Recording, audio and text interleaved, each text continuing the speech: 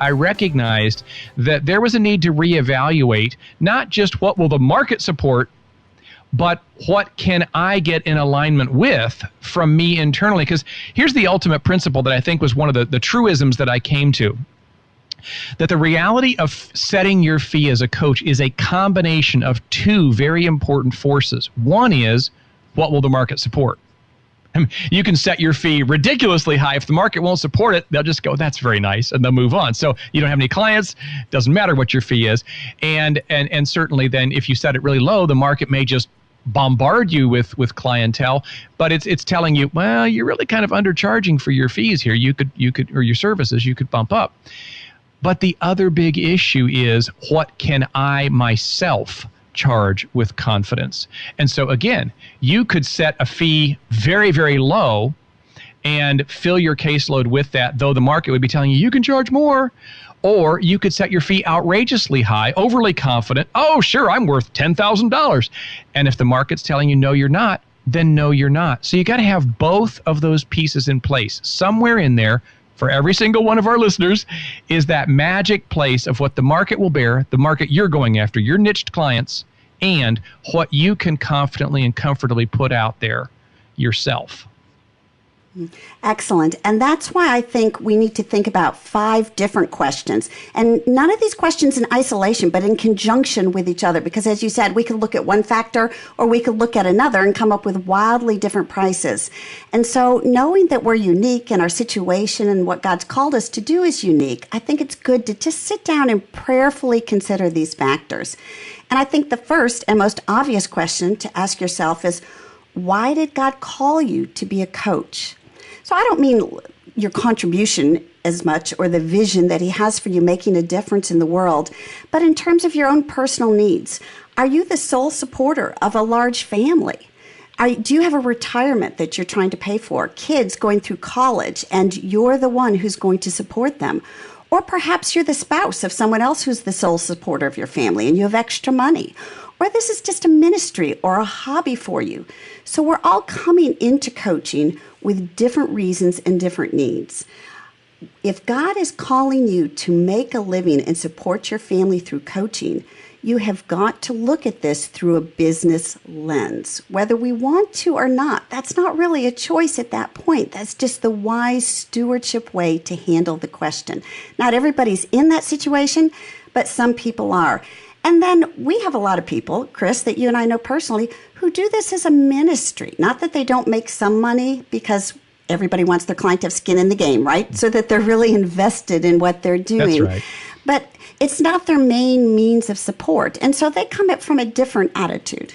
Yeah, absolutely. And so you've really hit the key point. The first place to start is, why has God called me into this field? In other words, financially, what does it need to generate, if anything? Right. So that first question then is, why did God call you to become a coach? And second follows right after that. Who is God calling you to serve? So like us, the people we're being called to serve all have different life circumstances, different callings, different situations. What I like to tell my clients are, all niches are valuable, but they're not all equally profitable. It's just the bottom line. The missionaries that you want to serve in Africa are not bringing the same kind of disposable income, as it were, to the coaching conversation as the executive coach and the C-suite executives who's jetting around the world and has money and understands the value of paying for your times and services. And so we have to think about not just what God's calling us to do, but as we go out and choose a niche and we get into the marketplace, we need to think about what are their means, their resources, their awareness of how valuable a service is and what they're going to pay for it. We talked a little bit about this in our episode on niching, Chris, and people may want to go back and reference that episode. It's episode number 21, and I think that's going to give them some more additional information on this particular question. All right, so we've got, why did God call you to become a coach? Who is God calling you to serve? And then, it doesn't sound like a big question, but it actually has many different facets to it, and that's this third question, Chris. How many clients do you want? And you're the person I learned the answer to this question from. So why don't I let you start in on that one? Well, it's one that I learned by the School of Hard Knocks, which is a great way to learn lots of things, right? A little rough, but it's a good teacher. And yeah, I mentioned earlier that my first 3 clients I secured at $200 a month, and then began to recognize that I was hesitating to put that fee out there. I was at least self-aware enough, I guess, to listen to that insecurity. And I realized, right now, early in the game, just kind of building a trial balloon almost of coaching and seeing, does this really work? Do I enjoy this? Is this a good stewarding of my gifts and talents? Is it really going to be helpful for people? I didn't know. So at the early point, I realized, far more important for me right now than how much money am I making per client is how many clients am I getting in fairly rapid succession so that I can answer the other questions that I need to answer, like what I just mentioned there. Is this a truly helpful service? Will people actually pay for it? Can I gain some greater confidence? Well, the only way I'm going to do that is if I have a variety of clientele to serve, a diversity of life issues among those clients. When I look at my caseload, I begin to see stability week to week. Because, hey, I've got 8 or 10 clients this week, and I got 8 or 10 clients next week. That's starting to feel like something I could lean into. I'm not just eking out 1 or 2 or 3 clients. So I realized, and Kim, I think this is probably the phrase you were referencing when you said you learned something from me about this. I have said metaphorically, in the early days of launching my coaching practice, I realized I would rather have 10 clients fairly early on, like the first month or 2, 3 months for sure. I'd rather have 10 clients, each of them paying me only $100 a month for 3 sessions, just $100 a month, than to have 4 clients, each of them paying me $250 a month. Now, again, remember, this is kind of a metaphor, so we're working with just the numbers. But my fee at the time was $200, my advertised fee. I lopped that in half, said I'd rather have 10 at $100 than to have 4 at even more than I'm charging, $250. And you say, well, Chris, that's crazy. That's the same $1,000. Why in the world would you want 10 people earning you that money instead of 4 people earning you that money? That doesn't make sense in terms of your time. You're right. It does make sense, though, on every other plane that matters to any new coach, which is, again, those points that I was emphasizing earlier. Can you gain a variety of experiences, a diversity of different life issues that you're coaching clients around? Can you gain that internal sense of confidence because you know that, by golly, that session might not have gone too well, but the other 3 did, and this one that I just wrapped up, it went really well. So you've got other things to compare to as you move forward. Add to that let's say next month, you had a great month this month, but next month, 2 of your clients drop. Maybe they drop because they're wrapping up. Maybe they drop because they had a financial crisis or some other family emergency. It doesn't matter what the reason, but they drop. Well, if you've got 10 clients on your caseload and you're still getting your sea legs here in the field, that's okay. I mean, ouch, anytime somebody drops, it's a bummer, but you still got 8 left. That's plenty to increase your diversity of experience and to keep gaining confidence. You have only 4. I don't care what they're paying you. 2 of them drop out. Your caseload just dropped in half, and so did your confidence and your opportunity for experience and diversity. Heaven forbid another one of those drops next month and you haven't picked somebody up. You're still very fragile. Your caseload and your stability of your practice is brittle.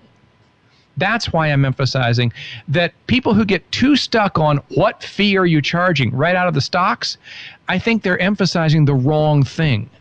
I really encourage people, set a fee that you feel confident with and be willing to negotiate down from it.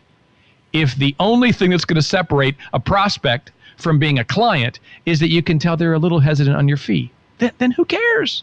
Throw your feet to the wind for now. Adjust it to what they can pay and get coaching. That's the key message. And not only confidence, we absolutely grow in competence as we coach too. I know there have been times in my life when I've tried to save a few pennies here or there, like when I gave my children a piano teacher who was a student herself and not very experienced, and I thought I was saving all this money.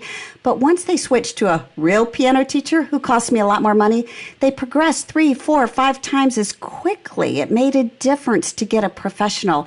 And as we practice coaching, Lord willing, we're getting better and better at it. And so our competence is growing, which means the word of mouth marketing marketing and the results our clients are seeing are growing, as well as our confidence. And so there's this wonderful snowball effect when I think we lay that broad foundation at the very beginning by coaching a lot of people at a fee that's comfortable for them and comfortable for us. Very definitely. I love that metaphor of the piano teacher because it's a perfect analogy. It really is. Sometimes we think that we're going to get a deal and you realize, not such a good deal in terms of the results that I actually get from it. What I did was I still advertised that $200 fee that I had started out with. And whenever I spoke anywhere, networked anywhere, I had a stack of little coupons that I printed up, made them myself and just printed them up and handed them out like candy. And they were good for $100 off, either the first month or indefinitely, or they were good for $50 off. It depended on who the group was and where I was speaking. But the point was, anytime I went anywhere, this is my advertised fee. Here's a discount coupon because you're here. Be sure and mention it if you secure my services. And boy, my caseload filled very quickly from that point then. Yeah. Whether you knew it or not at the time, you are tapping into two very powerful marketing principles. Principle of urgency, act now, and scarcity. This is going to go away. Take advantage of it. And so people knew they were getting a real value. And I think that's much better than discounting your prices, as I used to do, out of fear. You know, somebody would come to the call and I'd say, well, I charge $250. But again, of course, if that's too much for you, well, I could really, and they hadn't even spoken yet, and I'm already backpedaling, and I just think that that's got to disinspire them and make them wonder, does she really know what she's doing? I mean, face it, my physician's never done that to me, Chris. He's held real firm to his fee every single time. Most professionals, they don't scramble with their fees like coaches do. But I think what we're hitting here is a terribly important principle. And by the way, for those of you who are listening and maybe more in the executive or corporate or leadership realm or just in niches that you are able to charge a higher fee, I'm going to encourage you, stick with us here. If you're a little bit taken aback by the low fees that we're talking about right now, hang on. We're going to look at a huge range, a great diversity of fees, but we're trying to set the foundational principles first that we believe hold true across the board, wherever you ultimately land in your fees. So, Kim, why don't we tee up here question number 4 about niches, huh? Yes. One of the things we do, Chris talked earlier on in the podcast about the marketplace and what the market can bear. And one way to do that in almost any industry is to think about what other people, your competition, though we don't really have competition as coaches, but what your competition is charging, what other people are. So question number 4 is this: what are other coaches in your niche? Remember, because it's very niche specific. What are they charging? Well, sometimes this question can feel a little bit like a black hole. You go on the web, you go on the internet, and it's like the biggest kept secret in coaching. People aren't really willing to divulge their fees and what they're really charging, when they get the client on the phone and what they're doing. And it's a benefit of being aligned with other professionals, I think, in the industry and being part of networking groups or Facebook groups where people are just honest with each other about things like that. So we can get a sense and really find out. I've learned from my clients going out and doing some market research that coaches can be generous. If you'll call somebody who's in a similar industry, an executive coach, a career coach, a fitness coach, whatever it is, sometimes they'll be willing just to meet over the phone and be generous and let you know. Barring that, we do have some kind of worldwide averages. Sherpa Executive Coaching Survey, they put out a survey every year and report back to the public on what they found. And their 2016 Coaches Earnings Report has just come out. I'm excited. And it can be found at the Sherpa Leadership Institute, so people can get more in-depth information. But for 2016, here's what they found as kind of general niches. Executive coaches are charging an average of $375 an hour. So that's an hour-long appointment. And remember, it's an average worldwide. You can only get so much information from it, but at least you've got a general start of, okay, this seems sound, what I'm charging. Business coaches were averaging $237 an hour. And life coaches, and they also put like wellness coaches, personal coaches in that category, were at $197 an hour. So if I were a new coach and starting out and thinking, well, I don't probably have quite as much experience as people who are doing the average, or maybe I could look at it a different way. I live in a really expensive geographical region of the country, so I can charge a lot more. So there's factors that take it either way. It would at least give you a basic indicator of where to start with your fee setting. Yeah, really good. It's helpful to have figures like that from Sherpa. Now, to just be sure that we're clear for our listeners, in the Sherpa questionnaire, the way they posed their question was fees per hour. So a 50-minute session or a 60-minute clock hour, that's how they were defining the figures. So, for example, the executive leadership figure there that Kim just quoted of $375 as being the average is for a single session. Normally, when I quote fees for coaches, I quote them as a monthly fee because almost all coaches contract on a monthly basis, a package of 2 or 3 sessions typically during the month. And those sessions may vary in terms of their length from a half hour, which is what mine have always been, to 40 minutes or 45 minutes, or again, a 50-minute, kind of more like the clinical therapy hour, or a full clock hour. I don't like to see people block out a full 60-minute clock hour because it gives you no time to shift gears between clients before you're on the phone for the next one. Can't even run and grab a cup of coffee or hit the bathroom there. But however you schedule your individual sessions, the Sherpa quotes are per client hour. And the figures that Kim and I are normally referencing here are per month. And when we quote a month, we're quoting 3 scheduled sessions during that month. I'm remembering a conversation that I had, again, early on in the launch of my coaching practice. I had actually gone into it full time now. I had closed down my practice. We'd moved here to the farm, and I was growing my caseload. And I had taken a trip up. This is when Gary Collins was working on the book Christian Coaching. We've referenced that book here many times on this podcast. Gary was still working on the manuscript. He was consulting with me on it, and we were sitting at his house. His wife, Julie, had made us some sandwiches, and we're just munching our sandwiches and chips. And he says, Chris, realistically, how much do you think you can charge for just this coaching thing that you're doing? I mean, you know I love it. I'm all over it. But it's not very tried and tested right now in the marketplace. What do you think is the built-in ceiling? And, I mean, he was just putting words to a question that I've faced pretty much every day. And I said, Gary, I really don't have any idea. At the time, I was still setting my fee at $200 a month. I eventually bumped it to $250. But I think I told him at that time, I'm considering bumping it up $50 because my caseload's pretty close to full now. So the marketplace is telling me I probably could bump it up a bit. But I don't know. There's got to be a built-in ceiling somewhere, but I don't know where it is. It's probably around $300 or so a month. Because if I'm thinking like a clinician, that's if you break it into 3 one-hour sessions, that's like $100 a session. And that's about what I was charging at the time for my psychotherapy services. So that was the end of our conversation. But do you know that figure? It came out of my own mouth. It wasn't based on any kind of Sherpa report or anything else. Sherpa wasn't around at the time. But it didn't come from anywhere other than inside of Chris. But it lodged in my brain. And I created for myself a built-in ceiling. That sure enough, I bumped to $250, and nobody missed a beat in terms of signing up for my services, so I eventually bumped it to $300. But I told myself internally, okay, so there's probably the top, so I need to look at how many clients I'm serving at that, and then if I want more income, I've got to look at just diversifying my streams of income and doing some other groups or testing services or whatever else, because I've pretty much hit the ceiling. I did not risk, and I considered it a risk at the time, bumping my fee any higher. I'd found my niche. I was serving my clients. They were paying $300 a month. I should be happy at that, and I was. And so I just really didn't consider it. And I kept seeing colleagues of mine beginning to charge more. And I began to debate with some of them and say, are you sure that the market's really good? Are you sure you're not seeing a downturn? And no, they weren't. And so eventually I eked out a bump to $350. Never missed a beat. Shocked me. I couldn't believe it. So about 6 months later, I decided, I'll try another $50 bump, and I eked out to $400.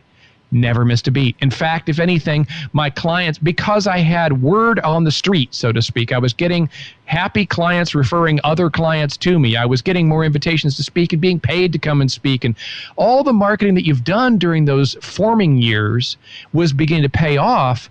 By golly, my phone was ringing more now than it had before. And so, yes, the issue here now was the marketplace wasn't telling me I had hit my ceiling. Chris internally was telling himself that he had hit the ceiling, and I, in fact, had not.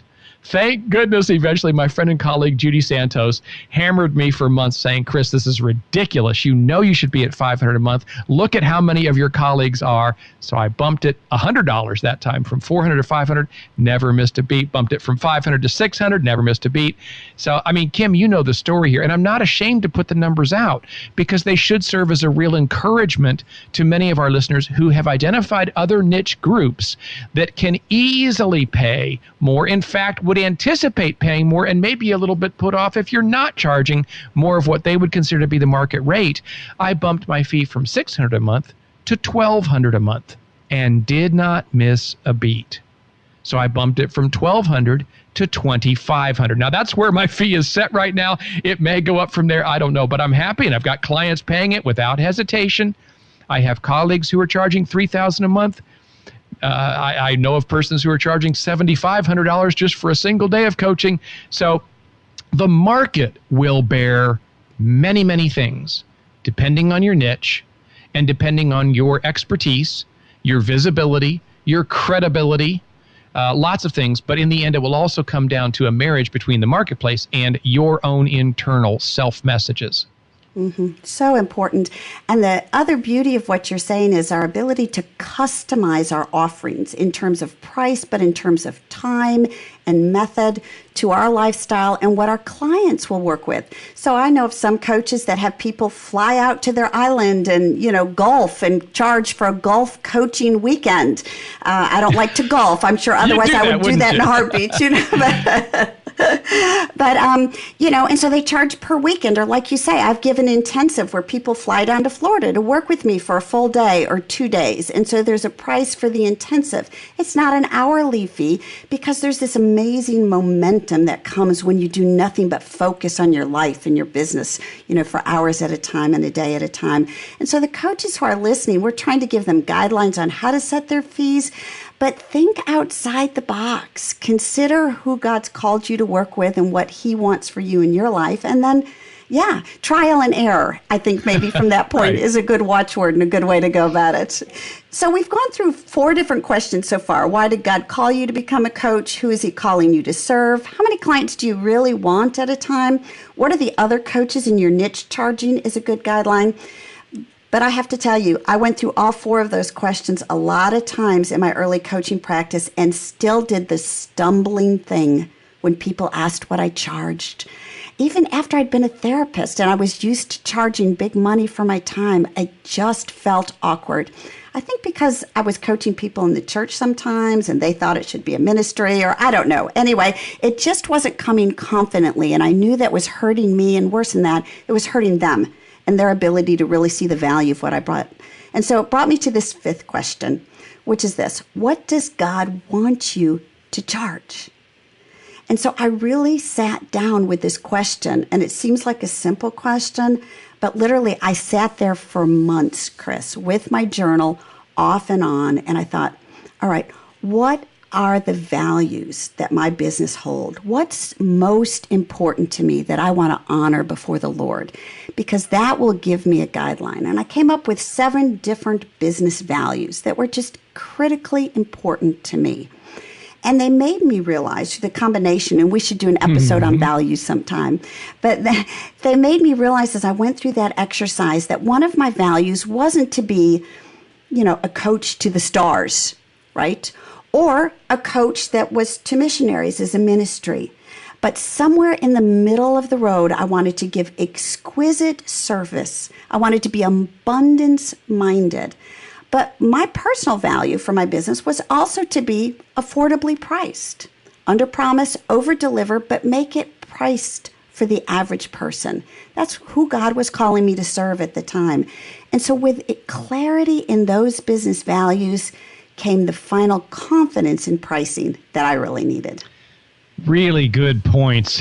As I think over the many conversations that I have because of running the Institute here and our students inquiring about things such as this, I'm flashing Kim on two conversations I had with two different students just this past week that had to do with actually clients. They weren't raising the issue of fees, but the reality was it came down to fees, not clients. The conversations were around two persons who were frustrated that they had taken a lot of training. They had more than enough hours now to be able to sit for the International Coach Federation's first level of certification, except for one little rub, and that was that they didn't have enough client hours of actually doing coaching. So they had more than enough training hours, not enough hours of actually doing coaching, and they were frustrated with that. They were saying, well, how am I ever going to get clients unless I get certified? They're not going to believe that I'm competent to do anything unless I've got a certification after my name. I'm saying, no. That certification is not supposed to be your ticket that suddenly makes your phone ring. And I think that's actually a pretty common misconception among a lot of new coaches. They really believe that they won't be able to put themselves out in an assertive fashion to the marketplace until they have some letters after their name. Some kind of a stamp of approval that says, I'm certified. This is going to tell the marketplace now that I am worthy of charging something. And so I go back, as I did in those conversations, I go back to what I said at the beginning of this podcast. The big issue is, what do you need most right now? Listener, if you are launching your coaching practice or you're growing it and it's struggling right now, what do you most need right now? So in tackling this fifth question that Kim has posed here, what does God want you to charge? I think that's what part of what we do in bringing our journaling and our number crunching before Him is to say, well, Lord, I know these are my fixed expenses right now. So I know from either coaching or somewhere I've got to generate enough income from this. But right now, if I want to do that from coaching, I need a bunch of clients, so that I can get a bunch of experience and gain confidence and, as Kim said, competence from doing the thing. Yeah, we all have to start somewhere and start sometime. And I think it's those voices of fear in our head that say, I will be worth it when, I will be valuable when. And the fact of the matter is if God's called you to be a coach, then coach.